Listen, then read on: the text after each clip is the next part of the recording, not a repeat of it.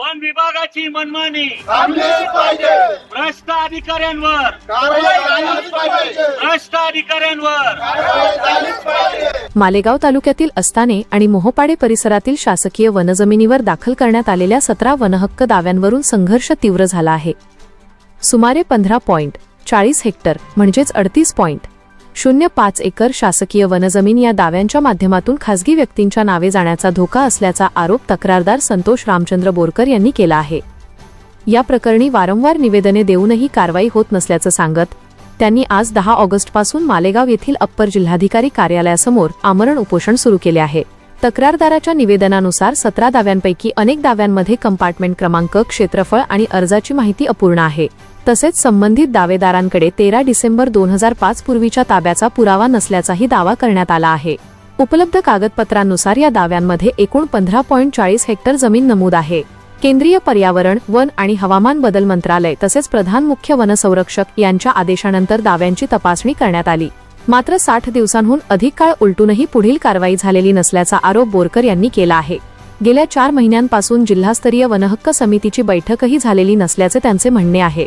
दरम्यान 29 मे 2026 रोजी मोहोपाडे ग्रामसभेतही गावाबाहेरील व्यक्तींकडून वनजमिनीवर दावे दाखल होत असल्याच्या मुद्द्यावर चर्चा होऊन अशा दाव्यांना विरोध करण्यात आला होता.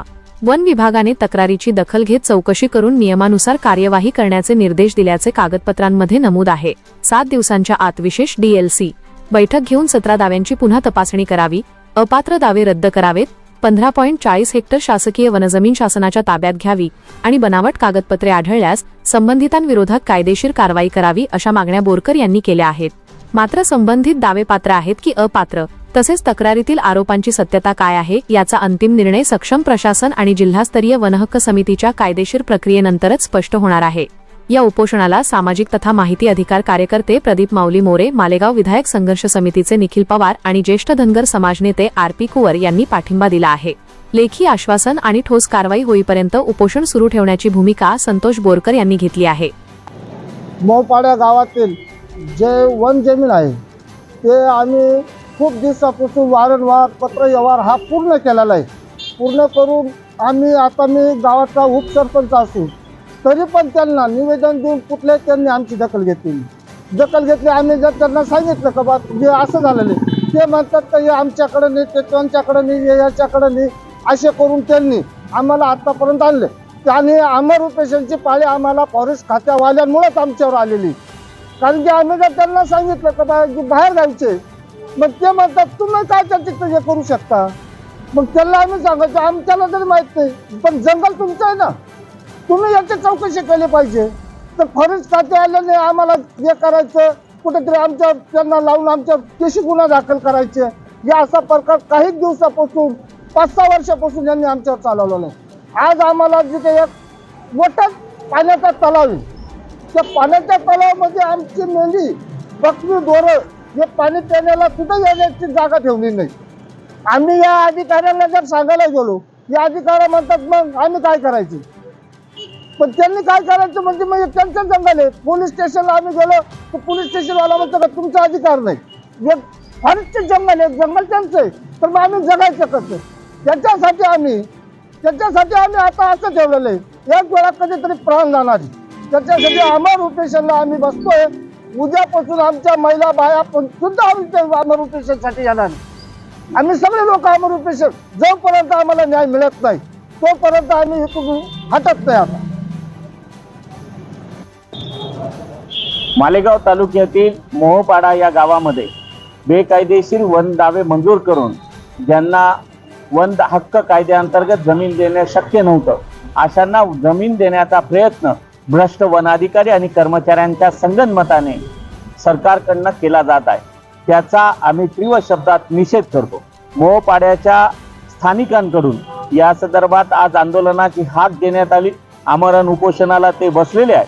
त्यांच्या आमरण उपोषणाला आम्ही मालेगावकर विधायक संघर्ष समितीचा आणि मालेगाव तालुक्यातील सामाजिक कार्यकर्ते, त्यामध्ये प्रदीप भाऊ मोरे साहेब असतील, कुवर साहेब असतील, यांचा सहर्ष पाठिंबा आणि सक्रिय पाठिंबा या ठिकाणी व्यक्त करण्यात आलेला आहे. मालेगाव तालुक्यात गोरगरीब आदिवासी बांधव असतील, त्याचबरोबर धनगर समाजाचे काही बांधव असतील, यांचा पशुपालनाचा मोठा व्यवसाय वन हद्दीलगतच्या गावांमध्ये सुरू आहे. या वन हद्दीच्या गावांलगत वन हद्दीमध्ये चराई क्षेत्राचा विकास करून त्या ठिकाणी पाळीव जनावरांना चरण्यासाठी जागा उपलब्ध करून देणं ही सरकारची प्राधान्यक्रम असला पाहिजे.